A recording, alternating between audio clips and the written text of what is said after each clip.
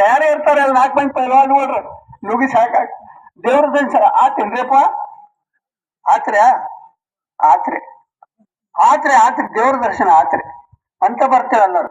ನಮ್ ತಿರುಪತಿ ತಿಮ್ಮಪ್ಪಗ ದೇವ್ರ ದರ್ಶನ ಮಾಡಕ್ ಹೋದವ್ರದ್ದು ಏನಾತ್ರಿ ಮೊನ್ನೆ ಎಷ್ಟು ಜನ ಸತ್ರಿಯಪ್ಪ ಅಲ್ಲಿ ತುಳಿಸ್ತಾರೆ ಕಾಲು ತುಳಿತದೊಳಗ ಎಷ್ಟು ಜನ ಸತ್ರು 7-8 ಜನ ಸತ್ರು. ಇದರಿ ಯಪ್ಪ ದೇವ್ರ ದರ್ಶನ ಅಲ್ಲಿ 30 ಮಂದಿ ಇನ್ನೂ ಆಸ್ಪತ್ರೆಗೆ ಅದಾರ ಅವ್ರು ಇನ್ನೂ ನರಳಾತಾರ. ಇದರಿ ಯಪ್ಪ ದೇವ್ರ ದರ್ಶನ.